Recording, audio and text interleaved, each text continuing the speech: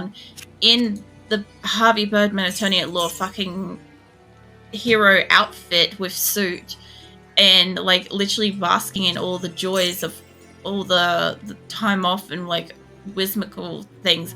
As he runs around the screen, my cat Phoenix just absolutely loves to like watch him like run around. He just sits there like head turning, watching him go this way, head turning, watching him go that way. He gets closer and closer to the screen every pass he makes until eventually, and Phoenix seems to forget this every fucking time, until eventually what happens is Harvey's boss just appears in cartoon format in like the middle of the screen to like snap him out of his daydream. And it scares the shit out of Phoenix too. So not only is he like watching this whimsical scene and like getting really, really into it, but then he also kind of gets jump scared by the boss, snapping him out of it. And it's just like, I don't know, it's fantastic. It's just like, I don't know. Phoenix does like watching a lot of shows though. Phoenix likes watching TV and movies and stuff. Like he likes The Animals, Fathering Woods, and he likes Lady and the Tramp too. I think those are his two probably most watched things. He's watched at least 90 minutes solid of Lady and the Tramp. And he's watched 2 seasons of The Animals, Fathering Woods, I think. He doesn't seem to get into like the 3rd season that much. He kind of like, I don't know, maybe it bores him, but that's fair. They do a lot of traveling in the first couple of seasons, so I get that. You know. Yeah, I get his taste. It's good shit. I was never like, I don't know if that looks like where we're supposed to go. I reckon this has been flipped sideways. I'm not going to go through there just yet. So, like, I always liked The Animals as Fathering Woods because it was kind of like this sort of semi-dramatic show that used to exist on TV that was like a bunch of animals. Basically, where they lived was getting destroyed by people, developers and stuff, and they didn't understand that. They just knew that they had to leave. They needed to do it soon or otherwise they'd run out of food and water and stuff. So they basically made this epic journey, which of course wasn't that far, wasn't that long. It was literally across the road and across a field and through a housing estate, and then they'd be at this nature preserve, right? So realistically, it's not that far away, but for animals of all different sizes, it was quite a journey, and obviously a lot didn't make it. And they really didn't spare the fucking sob stories involved with like losing characters. It was probably, I always thought that anime was one of the first kind of like shows that kind of really actually showcased the main character can die. But I think actually Animals of Fathering Wood was, and I just never even like really noticed it. But yeah, it's, oh shit, there's a few here. There's, I don't know, like the main character is basically a fox, and there's a badger and a mole, and what else is there? There's also a weasel, and what else? I don't know, there's all sorts of characters, but it's a really nice story kind of thing. And not the first, well, the first part is interesting, not really nice, as much as like genuinely an interesting tale that was told about these animals trying to like go through the difficulties of like, you know, like for instance little like lizards and stuff like that are a little bit too small to run this entire journey, so they have to ride on other creatures, and there's other creatures that are too scared to like, you know, cross a freeway or something, because legit, who wouldn't fucking be scared when you're like tiny little hedgehog or something up against a fucking truck, right? And yes, you can probably guess where that goes. But like the rest of the story and stuff like that, the ones that do make it and you follow their journey and you get so fucking attached to them, and then they're at this like new location and there's conflicts obviously with the new location, like fucking spoilers for everybody I guess, but like, you know, there's obviously animals that already lived at the reserve that now have extra mouths fighting for the same kind of level of food. I'm so glad I ran up here, because apparently that darkened area was the barracks or the inner cloister or wherever the fuck I'm supposed to be going. But yeah, so obviously there's like territorial disputes between various different creatures. There's also like, you know, love and romance and all that stuff. There's great forbidden romances, and there's all sorts of stuff in there. Pretty good. It's something that came out probably late 90s, early 2000s, definitely probably like early 2000s kind of thing, but it's got like old kind of storybook kind of vibe to it. So kind of like somebody kind of to a degree narrating the story, but not really. Like just key points, just enough to kind of keep you up on. Oh fuck, it is just enough to kind of keep you up on. Oh shit, the fact that like what kind of perils and stuff they've got to deal with. But you know, not like the entire story. Like the entire story is from their perspectives, kind of thing. So that's really awesome. Where is this motherfucker? I can hear his little shingly things. You. Set you on fire and I'll go kill the other one because there's another guy just here. Yeah, I didn't realize that this was the barracks. I'm not particularly... I'm guessing it goes in... Yeah, it goes in further. There's a door. I was going to say, I'm like, this can't be it. I can't carry anymore. Usually speaking, on this map, this direct straight down line here is typically where the barracks goes, but every time you load into the game, the map rotates. It's not necessarily the same direction rotation. It's sometimes like a bit random, or at least I've just never paid enough attention to figure out which fucking direction it's spinning in. But yeah, it's kind of interesting with that because I mean that, so I don't have to buy one. Fucking hell, will you put it down? Yes, thank you. Holy crap.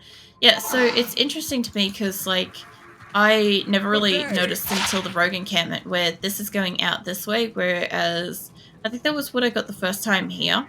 And we had it randomized over here last week. And I like the one where it takes you over the bridge out there because that feels more like what a civilization would kind of do, is they're kind of like safe over here across the water. And you got to go out to where all the demons and creatures and shit are. But yeah, I like the fact that it kind of starts to randomize it a little bit. Different areas have kind of more consistent kind of rotations and stuff like that too. But yeah. Also, that Animals of the Fathering Wood show I'm talking about, I do not think anybody's ever going to find like a really high quality version of that. Like I'm talking about, it's like 90s, early 2000s, and it is like, it would be good quality to watch on a phone, really good quality on a phone, because the window size is small, right? But as soon as you try to like watch it on a monitor, especially if you've got like any kind of modern day half decent sized monitor, it's going to be grainy as shit, which is really unfortunate because the show itself is actually really great. And at least from my perspective, when I watched it, I originally watched it on TV in like the live weekly airing kind of thing. So I saw it in the better quality as it came out. So, you know, oops, I fucking keep selling that key. So every week when it would release I don't know if it would release a new episode per se, or if it was just like, they would run a new episode. That's probably the correct way to say it, is that they'd run a new episode and I'd just watch the new episode and stuff. But because back then, I had a tiny little TV. I had one of those TVs that was like only just a little bit bigger than my foot kind of thing. Like those kind of TVs. And yeah, it looked obviously fantastic on that. In all of its like,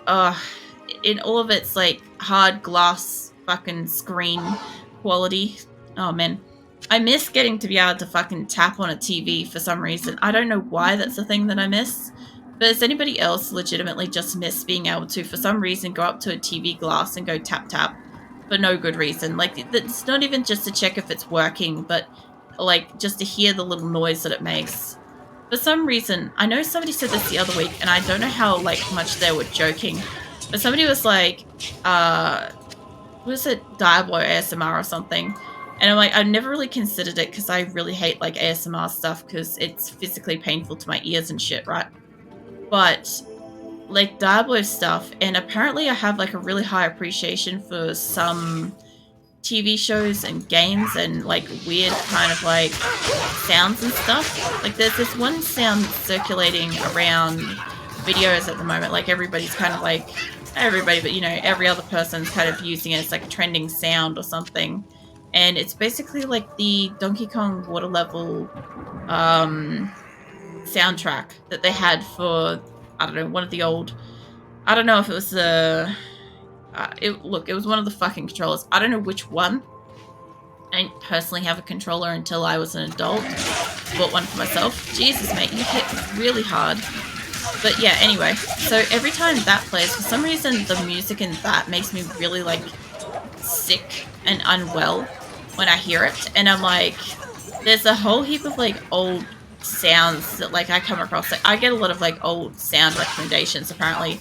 I'm starting to put two and two together about that. Is like maybe I just like the sound of like, I don't know, the world when I was like growing up and stuff, versus like a lot of the stuff I hear now is like very overly loud, very kind of extra abrasive.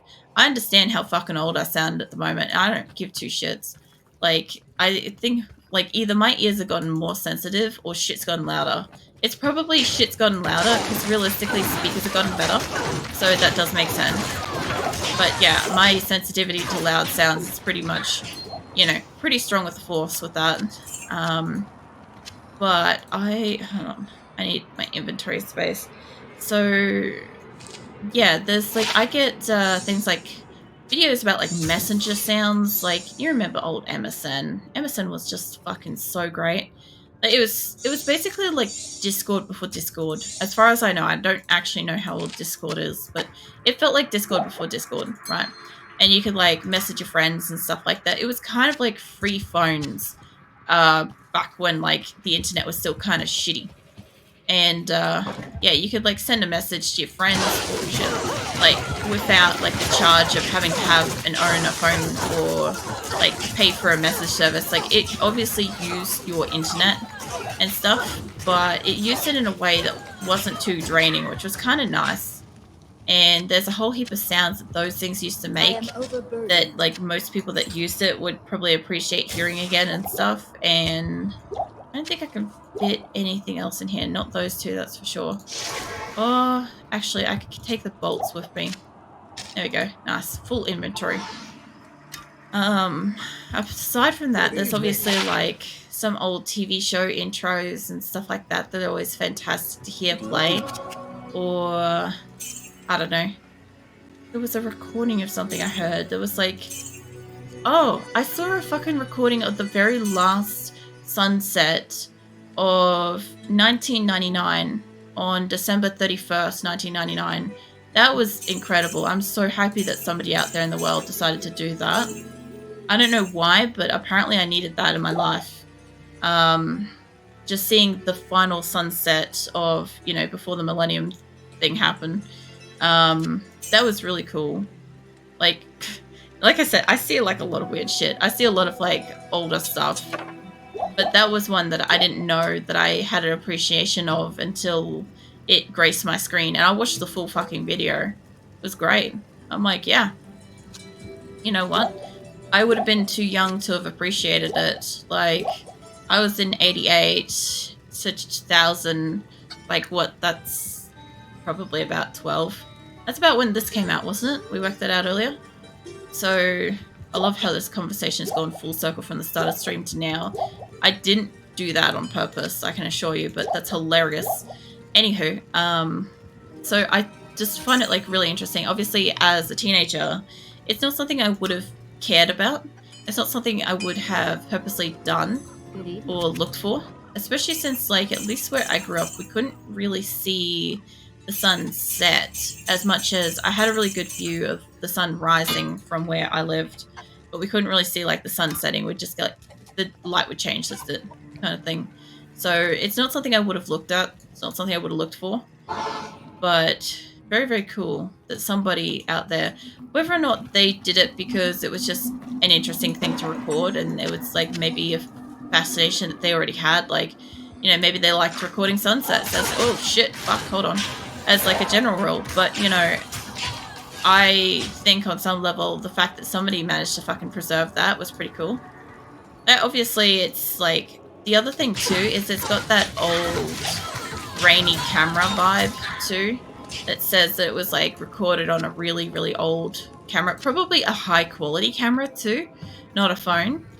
But like my brain immediately thought straight up that it was recorded on a phone, and then I'm like, it's probably not. It's probably like a really high quality, expensive camera for the time, because like most phones only had like what, 2 pixel, 5 megapixel kind of cameras. Like I think 2 to 5 megapixel. I don't know exact dates, but I feel like they came out around 2005. So it probably wouldn't have even been up there yet. So it had to have been like a nice quality, like, you know, camera, proper camera. Speaking of, the funniest thing is, like, I actually used to own a damn decent camera because, like, obviously I wanted to take photos of my cats and shit. Like, priorities, people. I've got that when I was in Singapore, actually. It was a really nice camera. It was one of the first things I actually bought for myself. Apart from rollerblades, those were the two things I actually saved up and got myself, was a decent camera and rollerblades. I saved up for fucking ages because, like, I was one of those people where, like, I really didn't have, like, a decent allowance or something. Or realistically, let's correct that. I had a really decent allowance, but I didn't think I had a decent allowance. And, like, compared to today's standards, the amount of, like, money that I got was definitely a lot more than nothing. But to many people would be like, that's not an allowance. Like, that's something else. But, like, it was, like, I think, like, $2 a week or something. $2 Australian a week. I don't know how many weeks I would have had to have saved up to have gotten the 5 megapixel camera that I did in, like, I think it was probably around the 2000 or so. In and around there, I was, like, probably 12 or 14, something like that. That and rollerblades, right? Now, rollerblades, I remember. The rollerblades were $70. So it took me a long time to save up for those. That was, like, I don't know. What would that be? Like, I want to calculate this now, actually. Hold on. 70. Hold on. Get out of there. Let's assume it was, like, not that. Jesus. Let's assume $70 neat. Divide by, like, $2. So it would be 35 weeks. So how many fucking weeks are in a year? I can't remember. It's like 25 or something like that. No, that's 6 months. I probably would have been saving up for, like, most of a year easily. Without, like, buying anything else with, like, my pocket money and shit. So, yeah. It was a pretty solid effort kind of thing. Yeah, alright, let's go in here. Oh god, that scared me. Yeah, so, I don't know, the camera itself lasted a really, really long time. The only problem I had was that when I was going to use it to take a photo one day, I accidentally dropped it while the lens was extended. And it was one of those ones where the lens could, like, extend forwards and out, inwards and stuff. And when I dropped it, it landed, like, slightly on the edge of the front lens. Just enough to kind of fuck up its, like, perception of, like, I don't know, light and stuff passing through it. Oh shit. Fucking hell, this room. So, yeah, basically what kind of happened is after that, all of my photos on that camera were forevermore really blurry in, like, a way that, like, it kind of downgraded the quality of it. It always looked like I had just happened to take a photo and, like, swing my body around, like, look in a different direction. That's what it always looked like after that. And by then, modern day phones were about the same kind of level of megapixels as the nice little camera I had. So I'm like, I have no reason to buy a new camera because phones now had these, like, things. And I'm like, I probably paid roughly the same price for a phone as I did for the original camera. Like, money equivalency sort of thing. But at the same time, I just think it's, like, really funny that so many years later, instead of buying a new camera, I just buy a fucking mobile phone. Mind you, it still wasn't great, but I actually found that I used to take, like, really nice quality kind of photos. I can't pick up any of these, apparently. I used to take really nice quality photos on the old, like, 5 megapixel for some reason. All of these are, like, too wide, too big. I'm going to chuck that and go back with what I've got. I have a town hall on my thing. Fun. But yeah, I tend to find, like, the photos from back then just look nicer. Good day. You disabled cheese. Yes, for Diablo, I have pretty much all my sound alerts off. So that, because, like, there's cinematics and there's dialogue and stuff in Diablo, and I don't want those to be, like, interrupted and stuff. So every Thursday, I don't have my sound alerts on, which is really funny because I have at least one person try to come in every week and is really salty about the fact the sound alerts are off. And I'm like, you can come in any other day of the week. It's always Thursday. And I know it's always Thursday because you always, like, not you, but this person always complains about the fact that my sound alerts are specifically off, and I'm like, the only day they're specifically off is Thursday when I play Diablo. I find it funny. But yeah, that, and if I do any kind of like really heavy story kind of based games and stuff, I turn it off then. Yeah. It's just because like sometimes these characters can go into like dialogue and stuff, and it's a little more like immersive and stuff. But they'll be back on tomorrow. They're always back on like outside of Diablo and stuff, unless I'm playing something story based. Oh, my neck. Let's stretch that out. I'm almost through this place, but I'm not going to clear it. I'm like looking at the time, and I'm looking at how much I have left in this building. There is a lot of building for the time. Oh, did I not? Fuck, I didn't empty it. Damn it. Oh, that's going to limit it. For you, Scarlet. Okay, no Jeff then. Lol. Get pure Jeff. Thank you, Scarlet.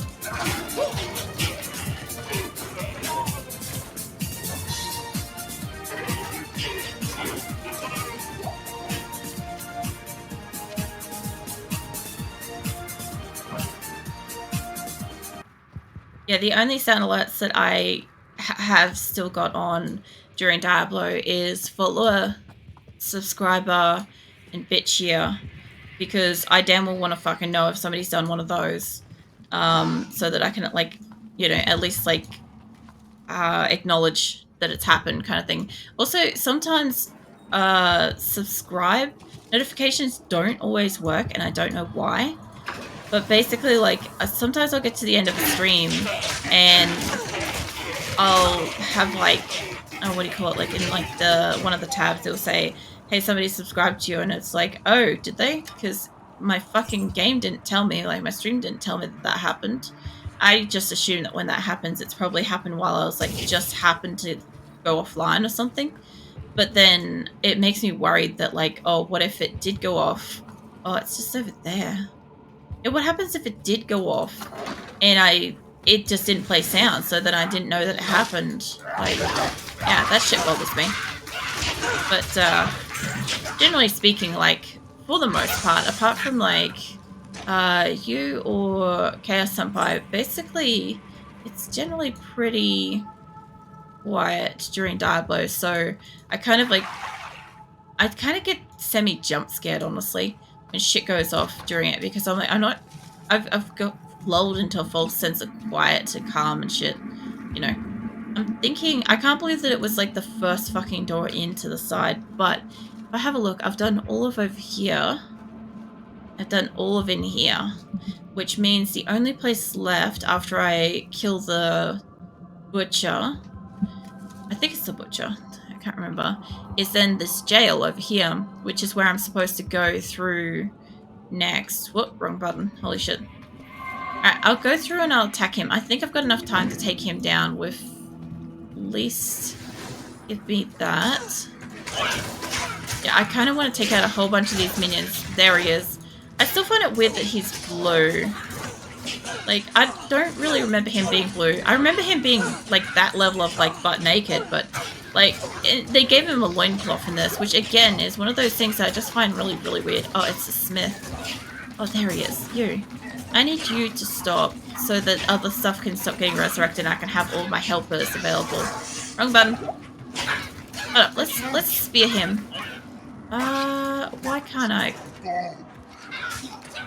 There we go. Let's poke him a little bit. I don't know why, but this is like the most amusing thing I've done lately. Just like poking the smith.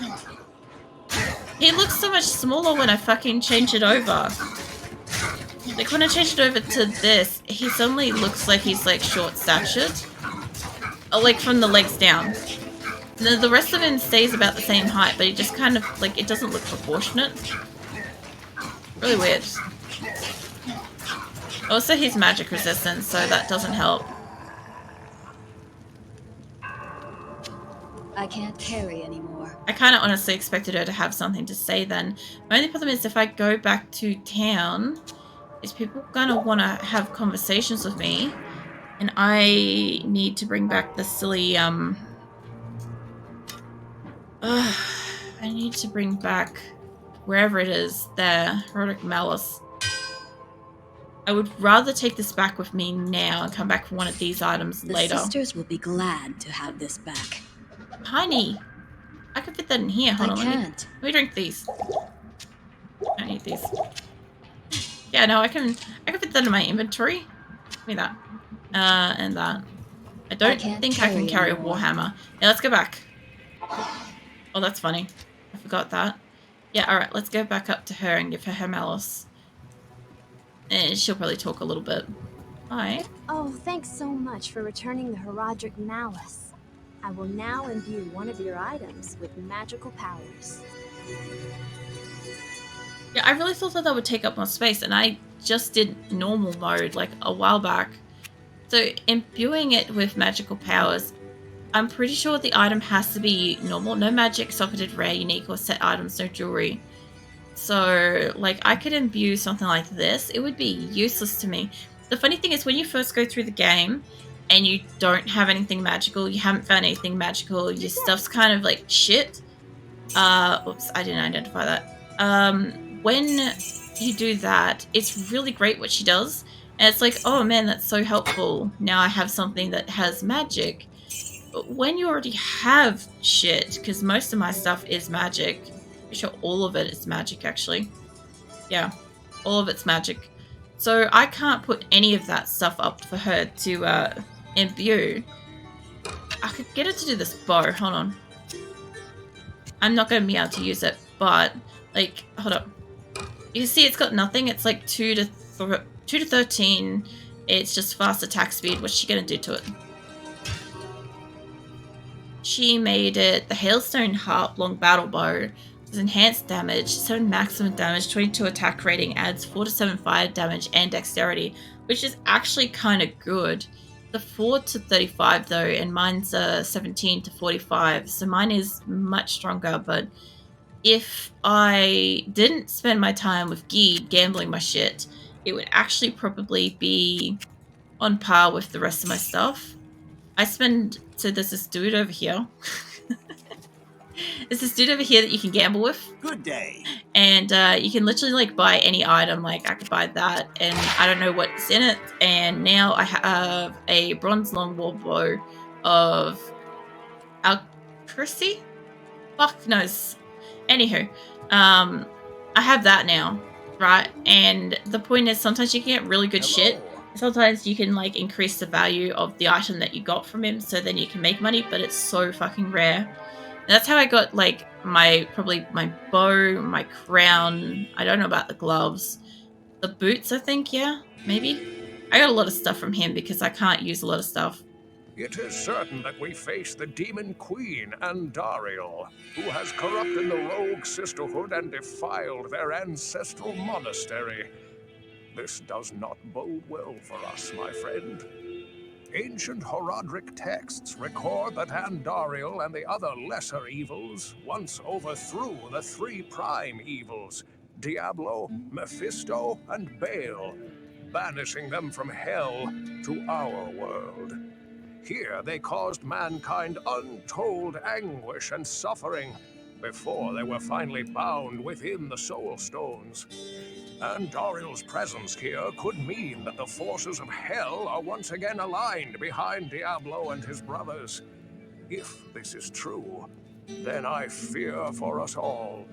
You must kill her before the monastery becomes a permanent outpost of hell and the way east lost forever. I love the notion of having a permanent outpost of hell. Like, yeah, the whole point is, defeat her so that it's no longer like a node that she can use, but still. I love that. Find Andariel's layers in the depths of the monastery catacombs. Yeah, they'll be going down the jail. So I'm gonna have to jump back in and grab my stuff off the ground. Oh, don't do that. They're back. But yeah, essentially what's going to happen is I will have to go back through there next week and get down to the jail. So, I mean, for me, that's extra XP of clearing the area. which is always useful. There's a superior clause over there. What else we got? So now that I've got the entire place in here, let's see, I think I've got everything. Yeah. Oh, I haven't got that gold. So all I'll have to do is I'll have to go from basically this waypoint behind me. Hold up. I have to go from here, right? And when I can figure out which way this thing goes, go all the way back and through to the jail. That's where I've got to go. I don't have to deal with him anymore. I've already got the thing. I've already cleared the whole place, so I don't need to fully clear the whole place. I just have to get down there. This is the best part about doing a full map clearing and shit as well, is that once I've done it once, I don't feel the need to do it again. I'm just like, it's already done. So the next area I go into, which will be like jail level 1, that I'll actually have to like clear out and shit, but that's fine.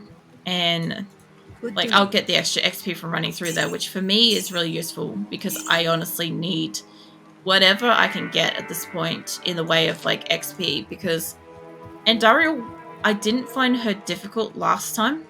It doesn't mean that's always going to be the case. If my character isn't like comparatively stronger than she was on the first round, it'll be hard this time. So yeah, that's pretty much as much as I know with the thing. It's like we're going to go find Andariel